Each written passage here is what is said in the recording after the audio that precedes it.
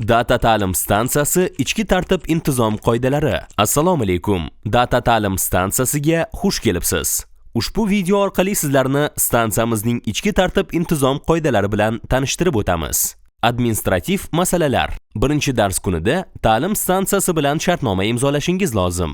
Uni to'liq o'qib chiqib, so'ralgan ma'lumotlarni kiriting. Bitta nusxasini o'zingiz bilan oling va bitta nusxasini ofis menejeriga topshiring.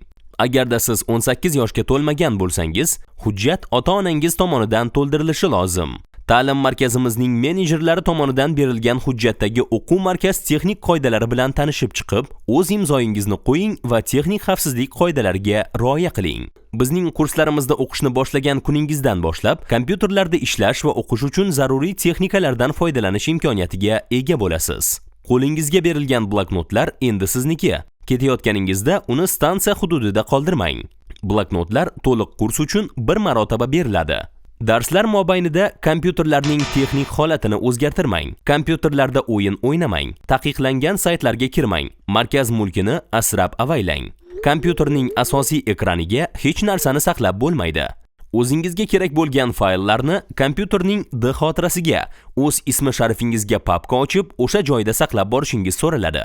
Kompyuterning S xotirasiga saqlangan fayllar esa har hafta texnik xavfsizlik nuqtai nazaridan o'chirib yuboriladi.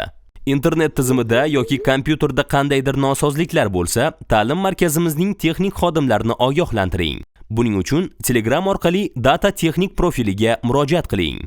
Darslar tugashi bilan kompyuterda ishlayotgan dasturingizdan fayllaringizni saqlab qo'ying va chiqib keting. Ketayotganda kompyuterlarni o'chiring. Markaz xodimlari saqlab qo'yilmagan, yo'qotilgan fayllar uchun javobgar emas. Amaliy dars jarayonlarida o'quvchilarga fotokamera, professional chiroqlar, runin, kamera stabilizatorlari yoki CD karta kerak bo'lsa, bu texnikalarni texnik bo'limdan kurs o'qituvchisi olib ketishi va o'zi qaytarib berishi lozim. Yuqorida sanab o'tilgan texnikalardan ustoz nazoratisiz foydalanish mumkin emas. Markaz texnikalarini markaz hududidan beruxsat olib chiqib ketish taqiqlanadi. Ta'lim stansiya hududiga inson sog'lig'iga zarar yetkazadigan qurollar, alkogol va tamaki mahsulotlari va shu kabi ziyon yetkazishi mumkin bo'lgan narsalarni olib kirish va ishlatish taqiqlanadi.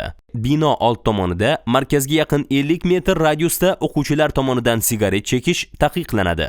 Bunday holatlar markazning tashqi imijiga salbiy ta'sir ko'rsatadi. Ta'lim stansiya hududida boshqa talabalarga, markaz xodimlariga va mehmonlarga nisbatan jismoniy kuch ishlatish mumkin emas. Stansiyadan chiqib ketayotganingizda o'z shaxsiy buyumlaringizni unutmang. Unutilgan yoki yo'qotilgan buyumlar uchun markaz javobgarlikni o'z zimmasiga olmaydi. Markazda o'qish davomida o'quvchilar kofe, choy, pechenye iste'mol qilishlari mumkin. Bu xizmat bepul. Kofe break uchun ajratilgan vaqt 10-15 daqiqani tashkil qiladi. Kofe yoki choyni darsxonalarda ichish mumkin emas. Hojatxona etikasiga va boshqa gigiyenik me'yorlarga rioya qiling. Ta'limga oid masalalar. Darslarga o'z vaqtidan oldin keling. Kechikib kelayotgan o'quvchini kutib, darslar kechiktirilmaydi. Sababsiz dars qoldirmang, chunki qoldirilgan darslar qayta o'tib berilmaydi va bu darslar uchun kurs to'lovi qaytarib berilmaydi. Sababsiz ketma-ket 3 tadan ortiq dars qoldirsangiz, siz bilan tuzilgan ta'lim shartnoma bekor qilinadi. Birinchi dars kunida Telegramda administrator tomonidan yopiq guruh ochiladi. Hoziroq o'z Telegram akkauntingizda guruhga qo'shilish funksiyasini yoqib qo'ying. Begona shaxslarni ushbu guruhga qo'shmang. Darsda foydalanilgan qo'shimcha ma'lumotlar guruhga tashlab boriladi. O'zlashtirilishi murakkab bo'lgan darslar davomida o'tilgan mavzular video shaklida yozib olinib, Telegram guruhiga tashlab boriladi. Ammo mazkur video yozuvlarni boshqa shaxslarga yuborish yoki boshqa internet tarmoqlariga joylashtirish mumkin emas. Mabodo shunday holat aniqlansa, mazkur o'quvchi mualliflik huquqi va turdosh huquqlar to'g'risidagi O'zbekiston Respublikasi qonunini buzgan deb topilib, tegishli ravishda javobgarlikka tortiladi. Dars boshlangandan keyin darsga xalaqit berish, telefonda baland ovozda gaplashish, dars tugamasidan beruxsat chiqib ketish mumkin emas. Har hafta data menejerlari tomonidan yopiq guruhda so'rovnoma tashlab boriladi. Har oy yakunida ta'lim va xizmat ko'rsatish sifatini oshirish maqsadida barcha o'quvchilardan anonim so'rovnomalar olinadi. Ularda o'z taklif yoki shikoyatlaringizni yozishingiz mumkin. Markaz ma'muriyati kamchiliklarni maksimal darajada bartaraf qiladi. Hurmatli o'quvchi, O'quv kurs davomida o'z portfolio ishlaringizni ko'paytiring va kamida 3 ta amaliy ish yig'ing. Bu vazifa sizga ish topishingizga yordam beradi. O'z ishlaringizni Telegram orqali data administratorga yuborsangiz, data portfolio kanaliga joylab boriladi. Kurs davomida har bir o'quvchidan oylik imtihonlar olinadi. Agar imtihondan ketma-ket 2 marotaba o'ta olmasa, o'quvchi keyingi oydagi darslarga qo'yilmaydi. Yakuniy imtihonlardan o'ta olmagan yoki topshirmagan o'quvchilarga esa sertifikat berilmaydi. Kurs yakunida o'quvchilarga beriladigan sertifikatlarga o'quvchining yakuniy imtihon balli yozib beriladi. Hurmatli o'quvchilar, stansiyada o'qiyotgan barcha o'quvchi ham dataga ish topish maqsadida kelmaydi. Agarda siz ish topishni xohlasangiz, stansiyamizning bandlikka ko'maklashuvchi xodimlar bilan hamkorlik qiling. Sizga bu masalada yordam beriladi. Buning uchun data bandlik profiliga murojaat qiling. Ba'zi darslarda dataning marketing guruhi tomonidan o'quv jarayonlari suratga va videoga olinib, ijtimoiy tarmoqlardagi sahifalarga joylab boriladi. Bu ishlar ta'lim jarayonini yoritish maqsadida amalga oshiriladi. Moliyaviy masalalar. To'lov shartnomasiga rioya qilgan holda kursning tarif to'lovlarini o'z vaqtida bajaring.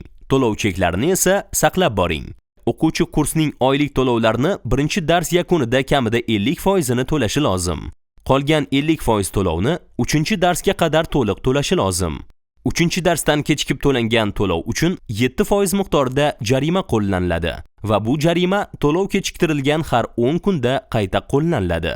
Agar siz kursning jami oylar uchun hisoblangan narxini kurs boshida to'liq amalga oshirsangiz, sizga 5% lik chegirma beriladi. Agar siz kursda o'qishni boshlasangiz u kurs tugamasidan o'qishni to'xtatsangiz, sizga oylik to'lovning 15% miqdorida o'quv markaz tashkiliy ishlari uchun ketkazilgan xarajat sifatida ushlab qolinadi va qolgan summa qaytarib beriladi. Ta'lim stansiyasi xodimlarining ta'lim jarayonlarini to'g'ri tashkil qilishdagi xatti-harakatlarni hurmat qiling. Stansiya xodimlariga nisbatan asossiz ravishda qilingan har qanday qo'pollik yoki odobsizlik o'quvchilarni darslardan chetlashtirilishiga sabab bo'ladi. Stansiyaning ustavi ushbu qoidalar va o'quv faoliyatini tashkil etish va amalga oshirish bo'yicha ichki qoidalarni buzganlik uchun talabalar qonunga muvofiq javobgar bo'ladilar. Agarda sizda darslar sifatini oshirish, faoliyatimizni yaxshilash uchun taklif yoki asosli shikoyatlar bo'lsa, biz sizni doim eshitishga tayyormiz. Hurmat bilan Data ta'lim stansiyasi. E'tiboringiz uchun rahmat.